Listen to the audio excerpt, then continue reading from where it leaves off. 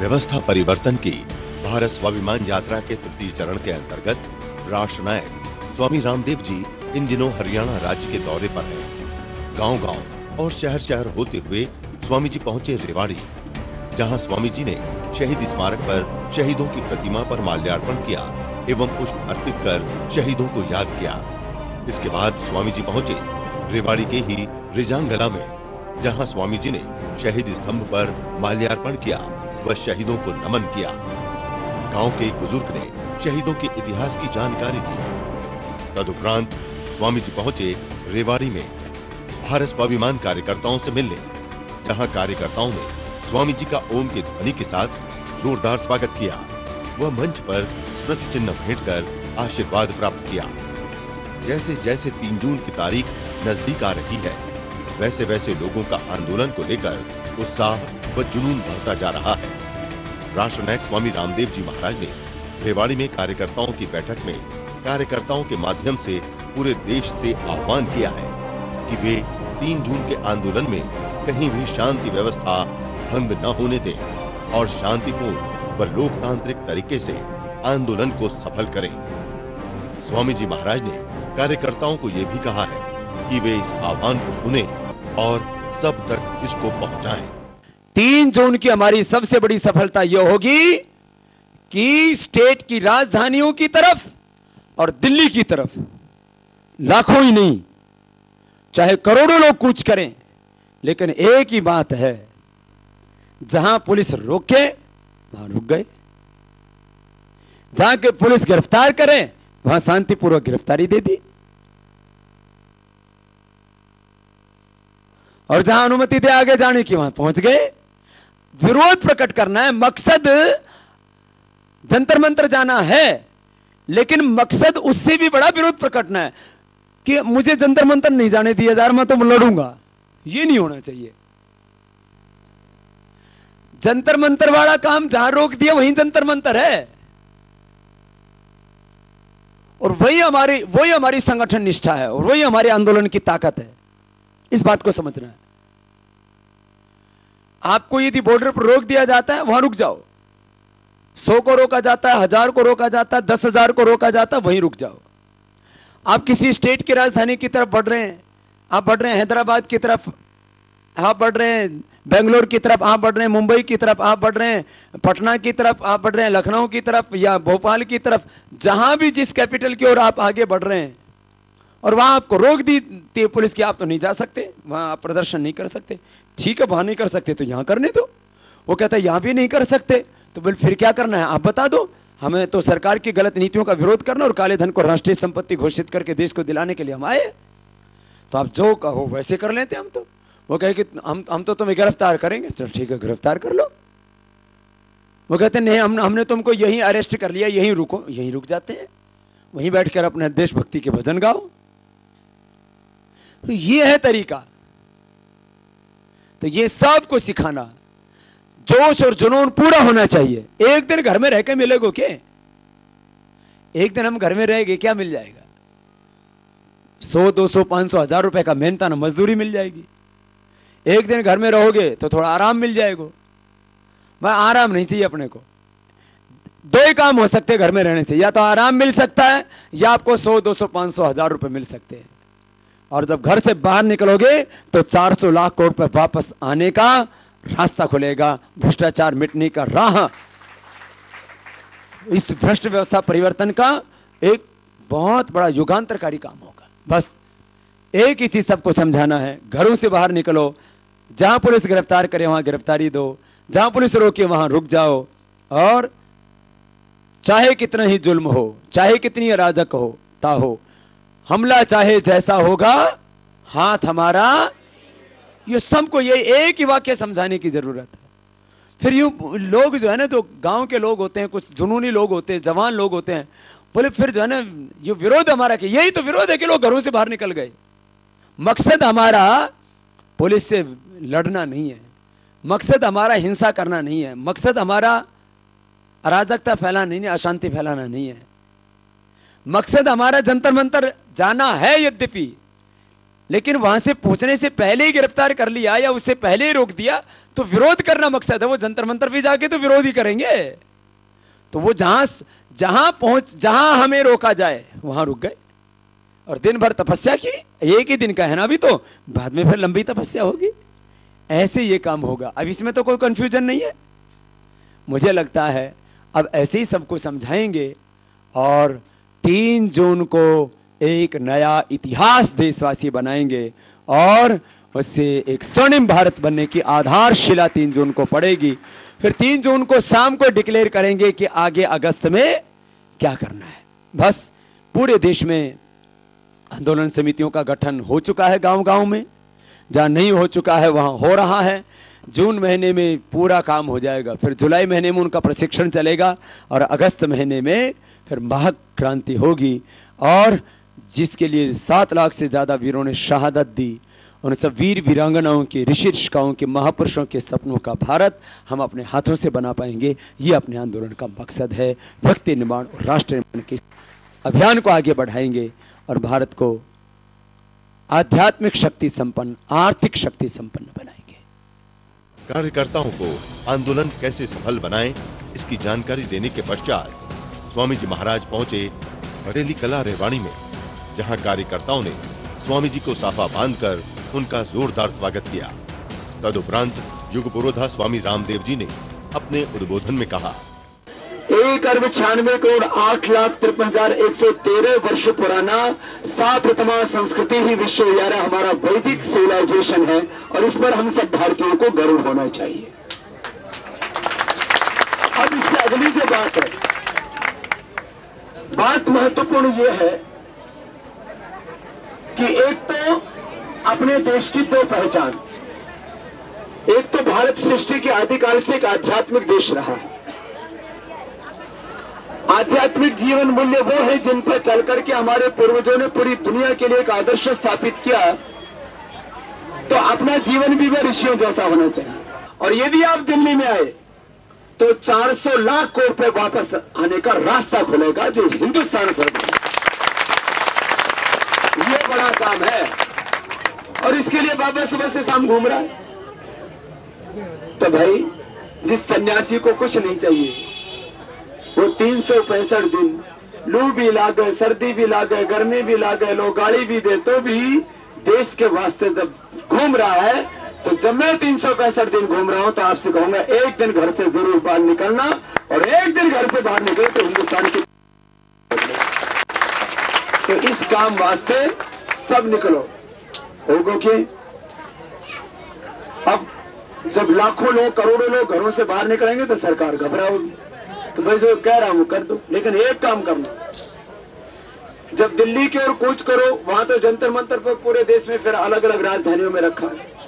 तो इसमें फिर सरकार यूं चाहती है कि कुछ अराजकता हो जाए, अशांति हो जाए। फिर वो हमको यूं कहेगी, ये बाबा के लोग तो अराजकता फैलाते हैं, अशांति फैलाते हैं, लोकतंत्र और लोकतांत्रिक संस्थाओं के लिए खतरा हो गया। काम उल्टा वो करे सारा। तो ये काम में इसको बोलते हैं आंदोलन। किसी काम के लिए करोड़ों लोगों का खड़ा हो जाना।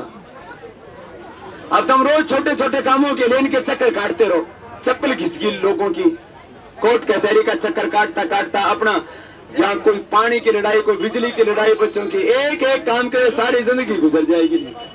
तो भाई एक कहते हैं ना भाई, 100 सुनार की और एक तो लोहार वाली मारनी है जोर की। ठीक है। अब इसमें क्या होगा, जब आंदोलन के लिए निकलोगे तो कहीं तो पुलिस रोकेगी या कहीं गिरफ्तार करेगी। रोक है तो वहां रुक जाओ, अपने तो विरोध ही तो करना है ना। जहां रोक है वहां रुक जाओ, जहां गिरफ्तार का वहां गिरफ्तारी दो। तो इस तरह से ये एक पूरी प्रक्रिया रहेगी। और 3 जून को देश में बहुत जबरदस्त वातावरण बना है। सारे जो करोड़ों लोग, उन सबसे हम आह्वान कर रहे हैं, अब मौका है देश को बचाने का, काला धन लाने का, भ्रष्टाचार मिटाने का, एक नया भारत बनाने का। तो इसमें सब सहयोग करना। ये तो 3 जून की बात है। और इसके बाद में आगे क्या होगा वो 3 जून को बताएंगे। ये लड़ाई लड़ेंगे और 7 लाख से ज्यादा शहीदों ने जिसके लिए अपनी कुर्बानियां दी, उनका सपना साकार करेंगे और भारत को दुनिया की सबसे बड़ी आर्थिक और आध्यात्मिक शक्ति के रूप में स्थापित करेंगे।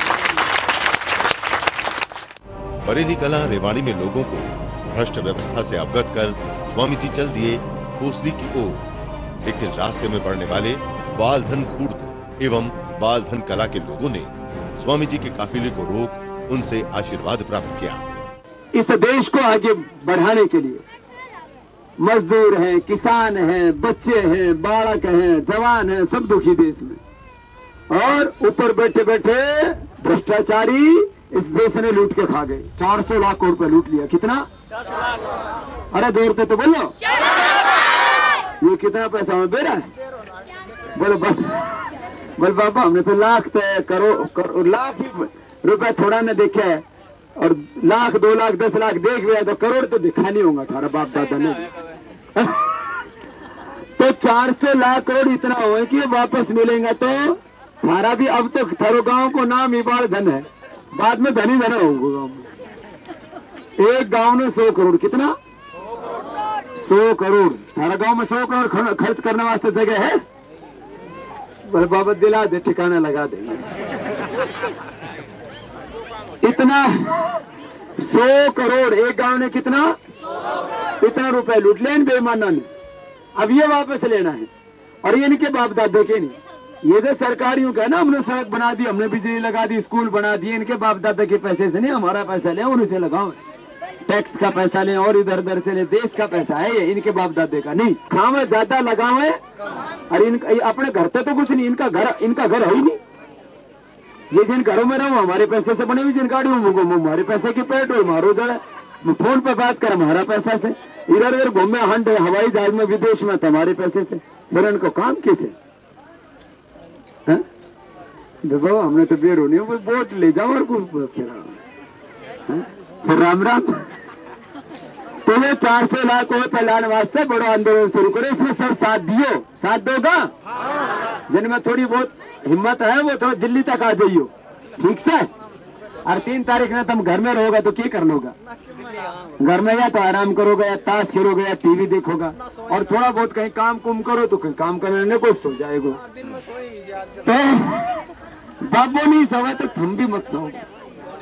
तो 3 तारीख ने आनो है दिल्ली की तरफ, ठीक से। चलो पूरा देश एक बार जाग जाएगा ना, इन बेईमानों ने अपना पकड़ आ जाएगी, और हिंदुस्तान सोने की चिड़िया दोबारा से बन जाएगी। ऐसा काम सबको करना है। तो बोलो काम होना चाहिए कि नहीं? तो गांव वाला है तो जोर का। हमें पूरी निर्भयता, समग्र पराक्रम व पूर्ण अनुशासन में रहकर इस पूरे अभियान को अहिंसात्मक व लोकतांत्रिक तरीके से आगे बढ़ाना है। आंदोलन के दौरान का वो समय बहुत नाजुक समय होता है। उस समय किसको कब क्या करना है और आंदोलन की क्या रणनीति होगी, ये सब जानने के लिए आप 022-330-81122 पर मिस कॉल अवश्य करें। जब से स्वामी जी महाराज ने आंदोलन का आह्वान किया है, तब से लाखों लोग एक साथ मिस कॉल कर रहे हैं। मिस कॉल करते समय 3 बातों का विशेष ध्यान रखें। आपकी मिस कॉल तभी रजिस्टर्ड मानी जाएगी जब आपको रिटर्न मैसेज मिलेगा। यदि आपको एक बार मैसेज मिल गया है तो दोबारा मिस कॉल न करें। जो लोग पिछले वर्ष से लेकर अभी तक मिस कॉल कर चुके हैं, वे दोबारा मिस कॉल न करें। बालधन खूर्द एवं बालधन कला गांव के लोगों को आशीर्वाद दे स्वामी जी पहुंचे रेवाड़ी जिले के ही कोसली में। मंच पर महिलाओं ने स्वामी जी का तिलक किया व आशीर्वाद प्राप्त किया। इसके बाद गणमान्य व्यक्तियों ने दीप प्रज्वलन किया व स्वामी जी को पगड़ी पहनाकर एवं ओम का स्मृति चिन्ह भेंट कर अपने आदर को प्रकट किया। इसके बाद स्थानीय कलाकार ने देशभक्ति गीत प्रस्तुत कर माहौल को देशभक्तिमय बना दिया। मंच पर स्वामी जी के साथ पूज्य संत श्री शिवपुरी जी महाराज एवं पूज्य संत श्री शरणानंद जी महाराज भी मौजूद थे। आज बाबा ने आकर के हम सबको कृतार्थ किया है, इसलिए हम सभी क्षेत्रवासी इनके आभारी हैं, इनके ऋणी हैं, और इनकी बात को अमली जामा पहनाने के लिए हम सब कृत संकल्प हैं। बाबा के दिल में एक दर्द है, हम कभी विश्व गुरु थे, सोने की चिड़िया कहलाते थे। आज हम गरीबी की रेखा में और पिछड़ गए हैं। इसका क्या कारण है? कहीं काला धन है, कहीं भ्रष्टाचार है, कहीं कदाचार है, और हमारे ही लोगों के द्वारा, अपने ही लोगों ने हम लोगों को गुमराह करके इस दयनीय स्थिति पर लाकर खड़ा किया। उसमें परमात्मा की अपार अनुकंपा से आपके इसी हरियाणा के उस दक्षिणी छोर पर अलीपुर गांव में उन्होंने बाबा रामदेव जी को रत्न रूपी यहाँ भेजा कि जाओ इस काम को आप करो, जो भगवान कृष्ण ने गीता में प्रीतरणाय साधुनां विनाशाय च दुष्कृतां धर्म संस्थापनार्थाय संभवामि युगे युगे, इसका आप मूर्त रूप से दोबारा प्रचार करो। और हमें गर्व है कि हमारे इसी क्षेत्र से, इसी भगवान कृष्ण की कुरुक्षेत्र भूमि में इन्होंने आकर के अपना बिगुल बजा दिया है। तदुपरांत जननायक स्वामी रामदेव जी ने लोगों को भ्रष्ट व्यवस्था व काले धन का सच बताया। पूरी दुनिया का जो भारत से मोह रहा, पूरी दुनिया का भारत ने सामाजिक रूप से, आध्यात्मिक रूप से, आर्थिक रूप से, राजनीतिक रूप से नेतृत्व किया। इसी को बोलते थे, हमारे यहाँ पर क्या होता था, चक्रवर्ती साम्राज्य था भारत का पूरे विश्व में। उस भारत का सामाजिक, आर्थिक, राजनीतिक, आध्यात्मिक बीच में पतन हुआ। देशी विदेशी लुटेरों ने खूब लूटा, और इस समय जो लूट की इंतहा हो गई है, बस उस बात को कह करके इस बात की आज पूरा भी करेंगे और इसमें आपके योगदान के लिए आह्वान भी करेंगे। देखो भाई, जो लोग ये कहते हैं कि भारत गरीब देश है, ये झूठ बोलते हैं। भारत पहले भी गरीब नहीं था और आज भी गरीब नहीं है। ये सारे दुनिया के बड़े से बड़े आदमी कहते हैं India is a not poor country but Indians are poor because of corruption and black money. एक बहुत बड़ी बात है, जरा गौर से सुनो। जो जाहिल लोग हैं, जो लुटेरे लोग हैं, जिन्होंने देश के साथ धोखा और गद्दारी की है, उन्होंने 400 लाख करोड़ रुपए लूट लिया। कितना बोलो? 400 लाख करोड़ रुपए। बोले बाबा नाम तो बोल दियो, लेकिन पैसा कितना हो यो ना पता। इतना ये 400 लाख करोड़ रुपए इतना है, ये वापस मिलेगा जब देश के तरक्की के लिए, खुशहाली के लिए, विकास के लिए, डेवलपमेंट के लिए, भलाई के लिए, तो एक जिला में मिलेगा 60,000 करोड़। कितना? और एक गांव ने 100 करोड़। बोलो कितना एक गांव ने? यहां गांव से कितने लोग आए हैं? तो कोसलीवाड़ा कटे हैं भाई। कोसलीवाड़ा हाथ खड़ा करियो तो। कोसलीवाड़ा कम और बाहर वाला ज्यादा। सबका अभिनंदन। देखो भाई, अब बात गौर से सुनो।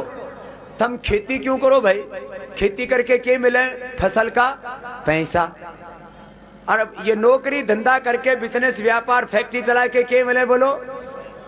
सारी दुनिया किससे चलती है? ये कपड़ा किससे, गाड़ी साड़ी किससे आवे? सारी चीज पैसे से खरीदी जाती है, और ये पैसा बेईमानों के पास इकट्ठा हो गया, इसलिए हम गरीब हो गया।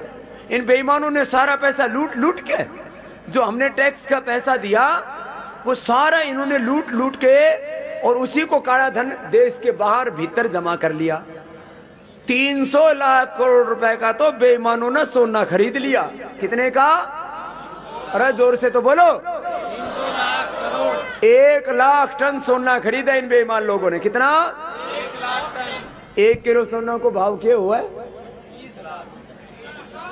30 लाख। घने तो 30,000 बोल रहे, 30,000 में 1 तोड़ा हुआ है। 300 लाख करोड़ रुपए का सोना खरीद के धर लिया। अब बताओ, वो सोना क्यों, सोने में पैसा जाके रुक गया। वो पहले तो ब्लैक मनी था, बाद में ब्लॉक मनी हो गया। ये जो सोने वाला पैसा है, यदि ये पानी की व्यवस्था में लगता, बिजली की व्यवस्था में लगता, सड़क बनाने में लगता, स्कूल कॉलेज यूनिवर्सिटी खोलने में लगता, ये पैसा फैक्ट्री खोलने में लगता, ये पैसा देश की खुशहाली के लिए लगता, अपने ये खाली हरियाणा का क्षेत्र नहीं, राजस्थान और गुजरात से लेकर के मध्य प्रदेश से लेकर के आधे से ज्यादा हिंदुस्तान में सूखा है। 10 लाख करोड़ रुपए यदि पैसा लगाया जाए रिवर लिंकिंग में और रेन वाटर हार्वेस्टिंग में, तो किसान के खेत को 12 महीना 24 घंटा पानी मिल जाए। कितना पैसे की जरूरत है? मात्र 10 लाख करोड़। कितना? और 5 लाख करोड़ रुपए बिजली में खर्च कर दो, 24 घंटा किसान से लेकर के घर तक 24 घंटा बिजली रहेगी। 5-10 लाख करोड़ रुपए सड़कों में खर्च कर दो, पूरे हिंदुस्तान की सड़क यूके यूएस कनाडा से बढ़िया हो जाएंगी। 10 लाख करोड़ रुपए स्कूल कॉलेज बनाने में खर्च कर दो, अपने यहाँ इतने स्कूल कॉलेज यूनिवर्सिटी हो जाएंगी, हमारे बच्चों को बाहर जाके पढ़ना नहीं पड़ेगा, बल्कि दुनिया के बालक हमारे यहाँ आकर पढ़ा करेंगे, जैसे पहले तक्षशिला और जो है नालंदा विश्वविद्यालय में पढ़ा करे थे। बोलो ये काम होना चाहिए कि नहीं? अरे कितना लूटा इन बेईमानों ने? 400 लाख करोड़ रुपए। अभी थोड़े दिन पहले ही 1,76,000 करोड़ का घोटाला सुना, 2G 70,000 करोड़ को कॉमनवेल्थ घोटालो, और 200 लाख करोड़ को तो कोयलो घोटालो अभी कर दियो पिछला 5 साल में ही। कितना को? 200 लाख करोड़। यो तो पूरा देश बेच दियो। अपने देश में हमने बेरा ही नहीं कितनी ताकत है। अब आपने भी पहाड़ देखे, सबसे बड़ा पहाड़ कौन सा? यहाँ अपने यहाँ पर ढोसी को, और ढोसी का पहाड़ में क्या है? भट्ठा है, पत्थर है। लेकिन इस देश में ऐसे लंबे लंबे पहाड़ लोहे के भरे पड़े, कोयले के भरे पड़े, उनके नीचे एल्युमिनियम, उनके नीचे सोना चांदी हीरे भरे पड़े। ऐसे 89 प्रकार के मिनरल से उनकी कीमत है 20,000 लाख करोड़। कितना की? हमने तो बेरा ही नहीं, उही बावले हो रहे हो। हमने दरअसल यो देश देखियो नहीं, और मैंने यह देश देख लियो और लुट तो भी देख लियो। थाने बेरो नहीं तो कि देश कैसे कैसे लुट गयो, और मैंने बेरो पाट गयो और मैंने रुख को पाट दियो क्यों भाई लुट गयो। जैसे गांव में चोर घुस जावे, अरे एक ने बेरा पाट जाए भैया तो लूट लिया। ये तो 4-5 लाख रुपए लेकर लूट के या 4-5 करोड़ रुपए लूट के लेके जा रहा है, तो गांव में तो इतना इससे ज्यादा हो ही नहीं। देश में जो लूट हुई उसका मुझे पता लग गया और मैंने शोर मचा दिया, भाई लूट लिया देश। और भाई यो देश केवल एक पार्टी को नहीं, यो देश केवल एक खानदान को नहीं, यो देश केवल सरकार को भी नहीं जो चला रही है। ये देश हमें 121 करोड़ भारतीयों का, और हमें मिलकर के इसको बचाना है। भाई बहनों, यो पता कैसे लगेगा कि यो पैसों किनको है? इसका पता लगाने के लिए हमने एक प्रोविजन बताया। ऐसे तो 7 प्रोविजन है, एक बता रहा हूं। कुछ तो देश के बाहर इलीगल एसेट, इलीगल मनी है। देश के अंदर मैंने बताया ऐसे सोना में, राजनीति में, ऐसे ही ये जमीन में, रियल एस्टेट में, ड्रग्स में, कई धंधों में, माइनिंग में, सब जगह पैसा लगा रखा है काला बाजारी में। ये 20 लाख करोड़ रुपए लेके आ गया दरअसल बाहर से। कितना लेके आ गया? 20 लाख करोड़। कितना लेके आ गया? 20 लाख करोड़। 20 लाख करोड़, जोर से बोलो। 20 लाख करोड़। 20 लाख करोड़ लेके आ गया। किसके नाम से? एफडीआई के नाम से। किसके नाम से? ये 20 लाख करोड़ पे जो लेके आए ना, इनका यूं तो बताएं कि इतना पैसा लेके आ गया, लेकिन इनके मालिकों के नाम नहीं बताती गवर्नमेंट। जो 20 लाख करोड़ पे जो लेके आया ना, वही चोर है। अब थारे पास में 20 लाख रुपए हो तो इनकम टैक्स, सेल टैक्स वाला नोटिस भेज दे तुरंत। इनकम टैक्स और सेल टैक्स वाला के भेज दे? बोलो कहां से लायो यो बता, सोर्स बताना पड़ेगा। ये 20 लाख करोड़ रुपए लेके आया, लेकिन सोर्स नहीं बताते बेईमान। तो हमने प्रधानमंत्री को पत्र लिख के बोला, ये 20 लाख करोड़ रुपए जो एफडीआई के माध्यम से आए ना, इनका मालिकों का नाम बता दो। उन्हीं चोरों का यहाँ सोना भरा पड़ा है, उन्हीं चोरों ने स्विट्जरलैंड में भरा पड़ा है। अब ये सरकार को बताना पड़ेगा। 3 जून को ये काम शुरू हो रहा है दिल्ली में, और उस दिन से जंग शुरू होगी, फिर अगस्त तक चलेगी। आर पार की लड़ाई होगी, या तो सरकार गिरेगी या गिरेगी। सरकार करेगी तो भी देश को भलो होगो, और सरकार गिरेगी तो भी देश को भलो होगो। अब 3 तारीख को क्या करना है? बोलो भाई, घर में रहना है कि बाबा के साथ चलना है? घर में रहोगे तो क्या करोगे? ज्यादा से ज्यादा आराम कर लोगे। ज्यादा से ज्यादा सो लोगा। और भाई कोई ताश खेले तो ताश खेल लोगा, कोई बीड़ी हुक्का पीने की आदत हो तो वो पी लोगे, या ज्यादा से ज्यादा कोई काम धाम करो तो भाई काम धाम कर लोगे, उसमें मेहनतानो कितना मिल जाएगा, 1500 रुपए। और यदि इस काले धन को लाने में आपने मदद की तो 400 लाख करोड़ रुपए वापस आने का रास्ता खुलेगा। और इससे देश का, किसानों का, जवानों का, बच्चों का, हिंदू का, मुसलमानों का, दलितों का, वाल्मीकियों का, सबका भला होगा। सारी लड़ाई किसके लिए है? पैसे के लिए। और पैसा इस हिंदुस्तान का बेईमान लोगों ने लूट लिया। हम तो खाली इतना ही बता रहे हैं कि ये जो बेईमान पैसा लेके आए इनका नाम बता दो। 20 लाख करोड़ रुपए लेके आए ना, नहीं तो इन्हें जब्त कर दो। अब ये है पाक का काले धन की चाबी का चिट्ठा FDI। अब बात समझ में आई? अब 3 जून को जो आ सके वो दिल्ली में आना। कितने आएंगे? इतने? नहीं, बहुत अच्छी बात है। और जो दिल्ली में ना आ सके वो यहां थोड़ा बहुत कर लेना। अब तो 3 जून को तो दिल्ली को इरादो है। और कहा ना है दिल्ली में, और जंतर मंतर से पहले ही पुलिस रोक ले तो रुको, रोके तो रुको, पुलिस के साथ लड़ने की जरूरत नहीं। विरोध करने का मतलब यह होता है कि जहां गिरफ्तार करे वहां गिरफ्तारी दो, जहां रोके वहां रोको, लेकिन अपनी बात कहो। जब करोड़ों लोग घरों से बाहर निकलेंगे तब इस सरकार को झुकना पड़ेगा, और जो करोड़ों लोग चाहेंगे वो करना पड़ेगा। ये काम अब हिंदुस्तान में होना है। और 3 तारीख को जिन करोड़ों लोगों के साथ में जाकर के हमने देश को बचाने के लिए और इस भारत को विश्व की आर्थिक और आध्यात्मिक महाशक्ति बनाने के लिए उनको प्रेरणा दी और उनको दीक्षित किया है इस राष्ट्र धर्म से, अब सब साथ खड़े होंगे। तो भाई बहनों, मैं कह रहा था अब ये काम होना है, और इस काम को लोकतांत्रिक और अहिंसक तरीके से करना है। फिर थारे बालक सदा सदा के लिए सुखी हो जाएंगे। ये इतना बड़ा काम है। आज कमो बेश पूरा हिंदुस्तान दुखी है। कोई कहे बाबा बालक न नौकरी नहीं लगी, कोई कहे बाबा पढ़ाई की व्यवस्था नहीं, कोई कहे बाबा बिजली की व्यवस्था नहीं, कोई कहे पानी की व्यवस्था नहीं। ये सारी समस्याओं का समाधान किसके आने से होगा? काला धन आने से। सारी समस्याओं का समाधान बोलो किससे होगा? तो आप सबसे मैं 2-4 प्रश्न पूछ के बात को पूरी कर रहा हूं। बोलो काला धन आना चाहिए कि नहीं? ये भ्रष्टाचार मिटना चाहिए कि नहीं? मिटना चाहिए। और ये भ्रष्ट व्यवस्था, अंग्रेजी तंत्र चल रहा है इस हिंदुस्तान में। अंग्रेज चले गए 65 साल पहले, अंग्रेजी अभी तक खून पी रही है। पढ़ना क्या पड़ता है स्कूलों में? किस में बोलो? अंग्रेजी में। तो भारत की शिक्षा व्यवस्था किस में होनी चाहिए? राष्ट्र भाषाओं में होनी चाहिए, भारतीय भाषाओं में होनी चाहिए, लेकिन वो नहीं है। और अंग्रेजों के वक्त के बने हुए लैंड एक्विजिशन एक्ट, ऐसे ऐसे काले कानून, राजनीति की गंदगी पूरी, चुनाव सुधारों की बहुत जरूरत है, किसानों के उत्थान के लिए किसान आय आयोग बनाने की जरूरत है, बहुत सी चीजें हैं। काले धन से यात्रा शुरू होगी, भ्रष्टाचार से लेकर के व्यवस्था परिवर्तन संपूर्ण क्रांति तक ये यात्रा जाएगी। और इस यात्रा में कितने हाथ हमारा साथ देंगे? जरा हाथ उठाइए तो, मुट्ठी बांध के। सरकार वो जो दिल्ली में बैठे हैं ना और देश के साथ धोखा कर रहे, उनको भी पता लगे। बोले भारत माता की जय। जयकारा इतना जोर से उठे कि देश के जो गद्दार हैं वो कांप उठे। भारत माता की जय। वंदे मातरम। वंदे मातरम। इंकलाब जिंदाबाद। इंकलाब जिंदाबाद। हिंदुस्तान जिंदाबाद। हमें पूरी निर्भयता, समग्र पराक्रम व पूर्ण अनुशासन में रहकर इस पूरे अभियान को अहिंसात्मक व लोकतांत्रिक तरीके से आगे बढ़ाना है।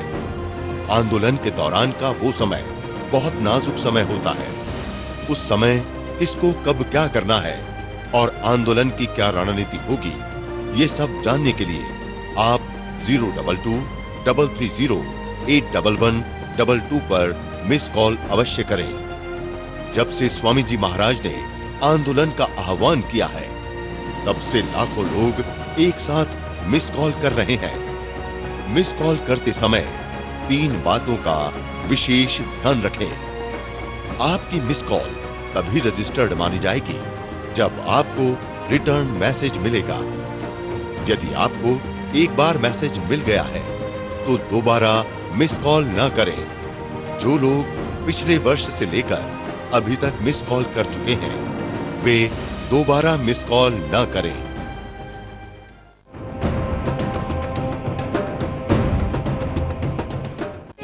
स्वामी जी महाराज बार बार आह्वान कर रहे हैं कि ये देश किसी राजनीतिक पार्टी या किसी खानदान का नहीं है। ये देश 121 करोड़ भारतीयों का है। हम वीर वीरांगनाओं, ऋषि ऋषिकाओं की संतान हैं। हमने अपने देश को मां माना है और हम सभी को मिलकर इस देश को बचाना है, काला धन देश को दिलाना है और भ्रष्टाचार को देश से खत्म करना है। 3 जून को दिल्ली में होने वाले आंदोलन के लिए स्वामी जी महाराज ने सभी देशभक्त नागरिकों से आह्वान किया है कि घर घर जाकर ये संदेश पहुंचाना है कि सभी लोग 3 जून को घरों से बाहर निकलकर इस आंदोलन को अपना समर्थन दें। हमें पूरी निर्भयता, समग्र पराक्रम व पूर्ण अनुशासन में रहकर इस पूरे अभियान को अहिंसात्मक व लोकतांत्रिक तरीके से आगे बढ़ाना है। आंदोलन के दौरान का वो समय बहुत नाजुक समय होता है। उस समय किसको कब क्या करना है और आंदोलन की क्या रणनीति होगी, ये सब जानने के लिए आप 022-330-81122 पर मिस कॉल अवश्य करें। जब से स्वामी जी महाराज ने आंदोलन का आह्वान किया है, तब से लाखों लोग एक साथ मिस कॉल कर रहे हैं। मिस कॉल करते समय 3 बातों का विशेष ध्यान रखें। आपकी मिस कॉल तभी रजिस्टर्ड मानी जाएगी जब आपको रिटर्न मैसेज मिलेगा। यदि आपको एक बार मैसेज मिल गया है तो दोबारा मिस कॉल न करें। जो लोग पिछले वर्ष से लेकर अभी तक मिस कॉल कर चुके हैं वे दोबारा मिस कॉल न करें। कोसली में लोगों को भारत स्वाभिमान से जोड़ने के पश्चात स्वामी जी महाराज पहुंचे कोसली में ही स्वदेशी केंद्र का उद्घाटन करने, जहां महिला ने तिलक कर स्वामी जी का स्वागत किया। इसके बाद स्वामी जी महाराज ने स्वदेशी केंद्र का उद्घाटन रिबन काट के किया व अवलोकन किया। स्वदेशी केंद्र में मौजूद लोगों को संबोधित करते हुए स्वामी जी ने कहा, स्वदेशी का पूरा प्रचार हो घर घर में। और क्योंकि कोसली में मुझे पता लगा पहले ही ये खोला है और यहाँ एक तहसील है पूरी, तो स्वदेशी केंद्र की बजाय फिर भाई त्रिलोक जी इसको आरोग्य केंद्र के रूप में ही इसको आगे बढ़ा देंगे, जिससे कि यहाँ के लोगों को अपने आश्रम की औषधियां भी पूरी मिल सके। चाहे कोई मधुनाश्री और तमाम वो औषधियां जो दूर दूर जाना पड़ता है आपको, तो एक बढ़िया सेवा भाई प्रदीप जी ने शुरू किया। आज वो लाइफ मेंबर बने, पूरे पतंजलि कुछ की और से उनको बहुत बहुत शुभकामनाएं हैं और आप सब भाई बहनों को बहुत बहुत प्रणाम है, क्योंकि अब ये लंबी जंग है, पूरे जोश जुनून के साथ इसको लड़ना है। और सब में जो अपार श्रद्धा भक्ति और उत्साह है, उसके लिए एक बार सभी को बहुत बहुत प्रेम, बहुत बहुत सबका आशीर्वाद, सबके लिए बहुत बहुत शुभकामनाएं। प्रदीप जी ने जो नया केंद्र खोला इसके लिए इनको भी बहुत बहुत बधाई। और इसको उनका स्वदेशी केंद्र की बजाय इसका प्रमोशन कर देते हैं, आरोग्य केंद्र में इसको स्थापित कर देंगे। कोसली में लोगों को प्रेरणादायी उद्बोधन देने के पश्चात स्वामी जी महाराज रेवाड़ी की अपनी यात्रा को समाप्त कर चल दिए झज्जर जिले की ओर। झज्जर पहुंचते पहुंचते रात के 10 बज चुके थे। जैसे ही स्वामी जी महाराज झज्जर पहुंचे तो लोगों ने पगड़ी पहनाकर उनका जोरदार स्वागत किया। लोगों को संबोधित करते हुए स्वामी जी ने कहा, देखो भाई, आप में से करीब 90% सब जवान हैं। आप जवानों के हाथों से एक नए भारत का निर्माण करना है और अपने आंखों के सामने 2020 तक भारत को दुनिया की सबसे बड़ी ताकत के रूप में देखना है, ये काम करना है। और जो ये जो हरियाणा की धरती है ना, हरियाणा परिवर्तन की धरती है, ये ऐतिहासिक धरती है। दुनिया की जितनी बड़ी लड़ाइयां हुई है वो हरियाणा से लड़ी गई। ये दिल्ली, ये पूरा पश्चिम उत्तर प्रदेश, पंजाब, ये सब पूरा एक था, हरियाणा ही था ये पूरा। और हरियाणा की धरती पर पिछले 5000 वर्षों में तो सारे परिवर्तन हरियाणा की धरती पर हुए। तो पहले तो विदेशी दुश्मनों को भगाया था, विदेशी लुटेरों को भगाया था, अब इन देशी लुटेरों को भी देश निकाला देना है।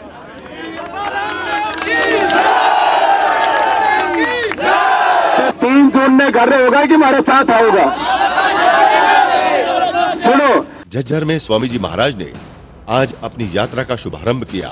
प्रातःकाल बहादुरगढ़ में आयोजित निःशुल्क योग शिविर से, जहां अपार जन समूह ने राष्ट्रनायक से योग की दीक्षा ली।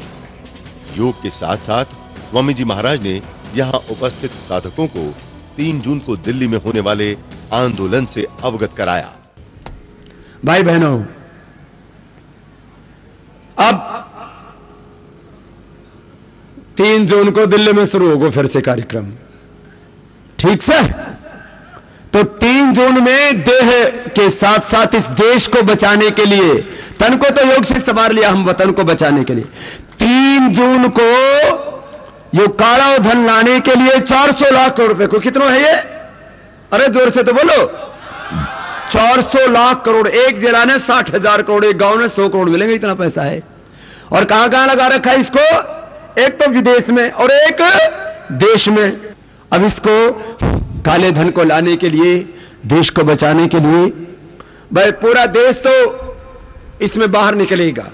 एक दिन देश के लिए, एक दिन देश के लिए तब करो। भाई गर्मी तो बहुत होगी, लेकिन वह गर्मी में क्रांति होगी, ठीक से?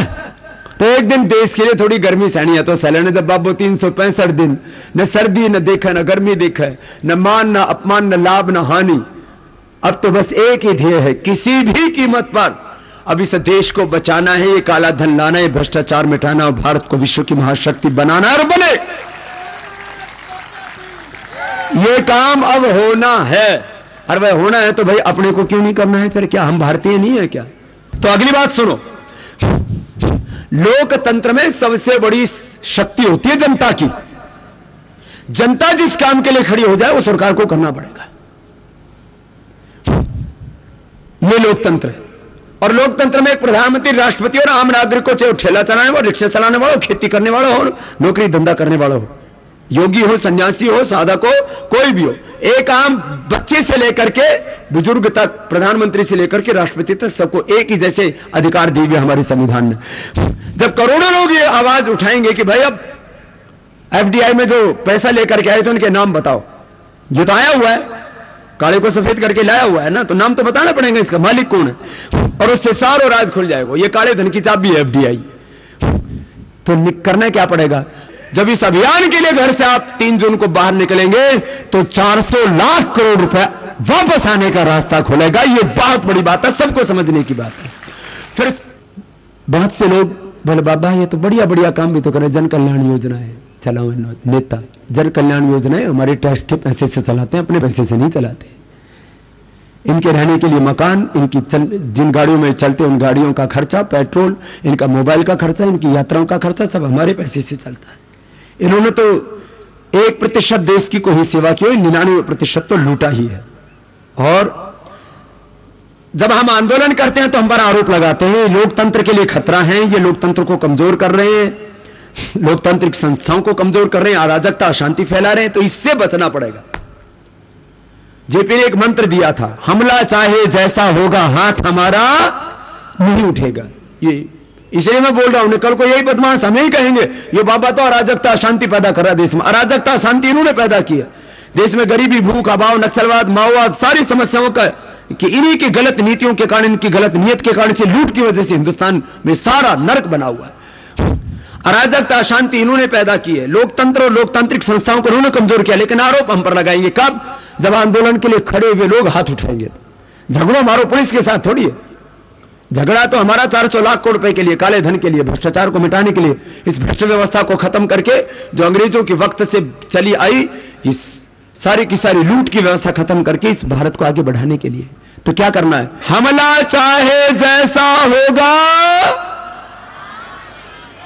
हाथ हमारा नहीं उठेगा। पुलिस के साथ हाथापाई झड़प नहीं करना है। क्या मतलब? तो क्या करना?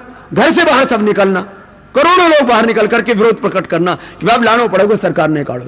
तो विरोध प्रकट करने का ही प्रभाव होगा कि सरकार सत्ते में आएगी। तो क्या करना पड़ेगा? सब लोग घरों से बाहर निकले। सारे हिंदुस्तान में राजधानियों के अंदर प्रोग्राम रखा हुआ है, स्टेट की राजधानियों में। सुनो, एक ही काम करना, फिर घर से बाहर निकलोगा, फिर ये क्या करेंगे?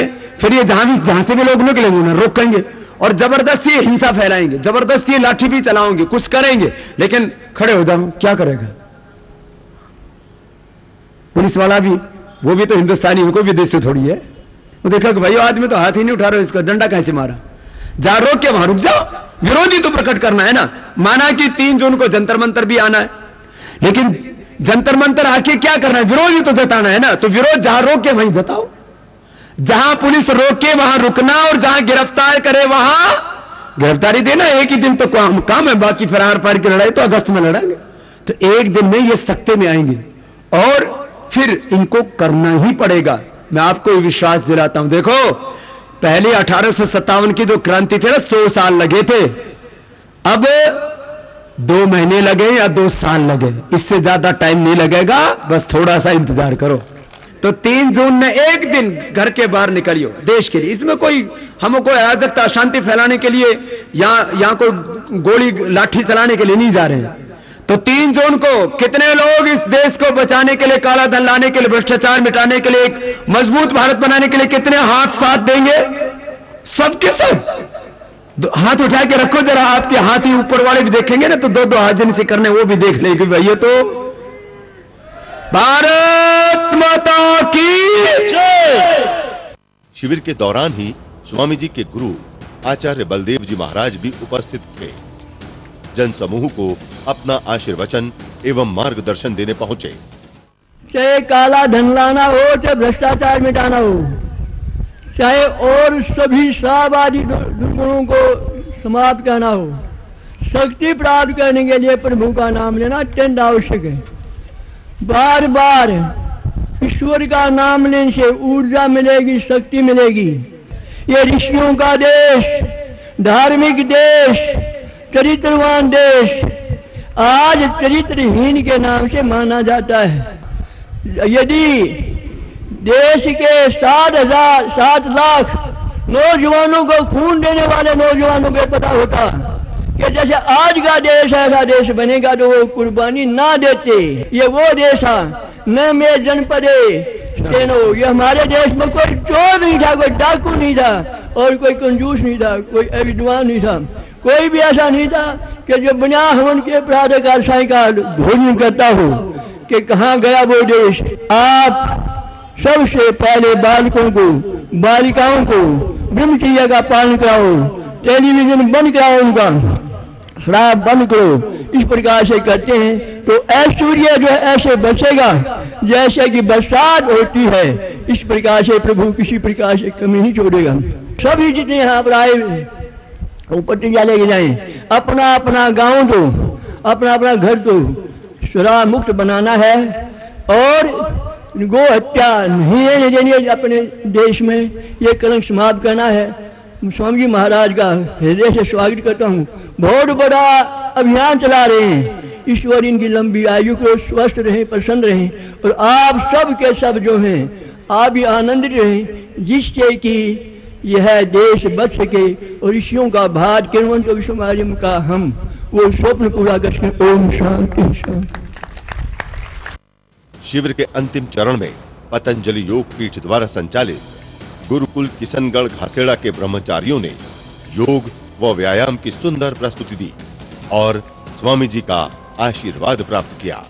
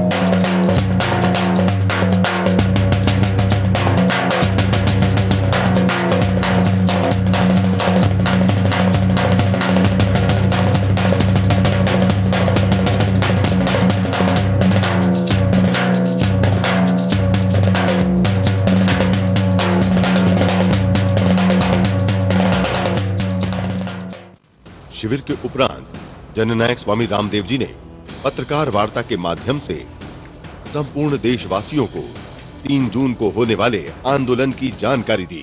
पूरे देश भर से करोड़ों लोगों से आह्वान किया है कि 3 जून को घरों से बाहर निकलें। जो राज्यों की राजधानी में आ सकते हैं वो राज्यों की राजधानी में आए, और दिल्ली के आस पड़ोस के लोग, कुछ हिस्सा राजस्थान का, कुछ हिस्सा भिंड, मुरैना, ग्वालियर आदि का, मध्य प्रदेश का, पश्चिम उत्तर प्रदेश, ये सब लोग दिल्ली में आए और घरों से बाहर निकल कर के विरोध दर्ज कराएं सरकार के नीतियों के खिलाफ, क्योंकि ये सरकार भ्रष्टाचार मिटाने के लिए, काला धन लाने के लिए कोई काम नहीं कर रही, बल्कि भ्रष्टाचारियों को बचाने के लिए और काले धन वालों को बचाने के लिए सारा काम कर रही है। ये कहते हैं कि हमने तो 5,000 10,000 की परमिशन दी है, लोग कहाँ आएंगे? तो जहाँ आपकी मर्जी हो वहाँ गिरफ्तार करो, जहाँ मर्जी आपकी रोको।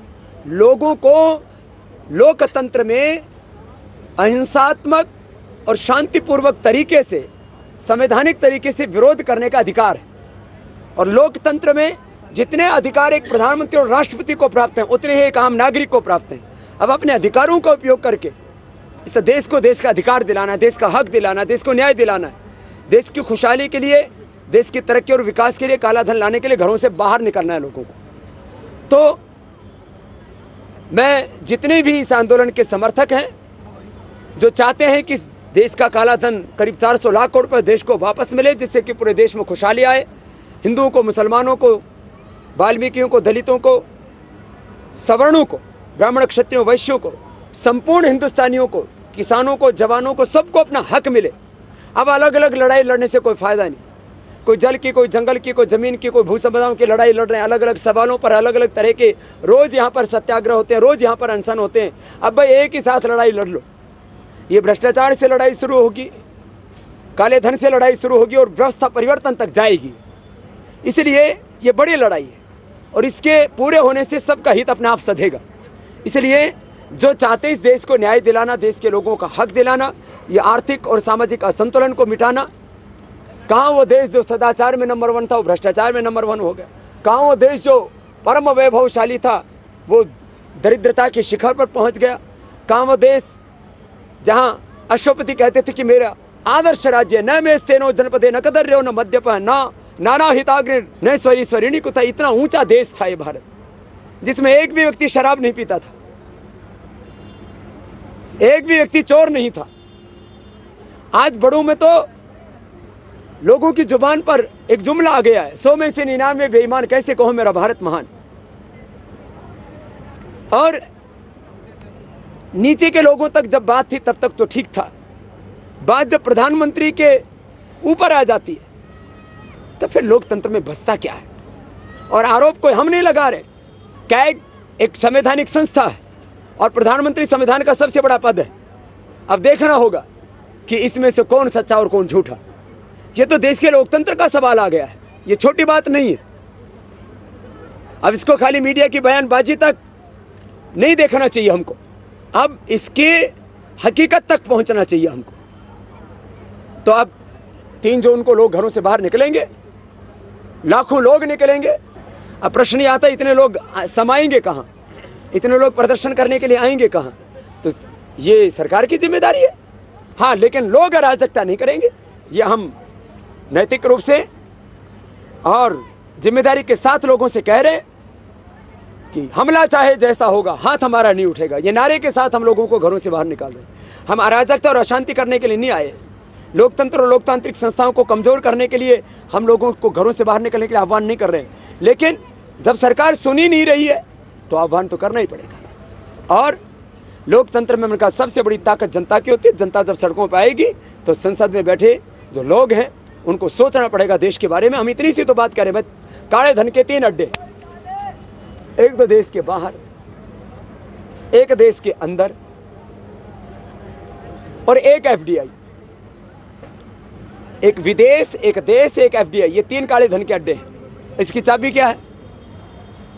इसकी चाबी है एफडीआई।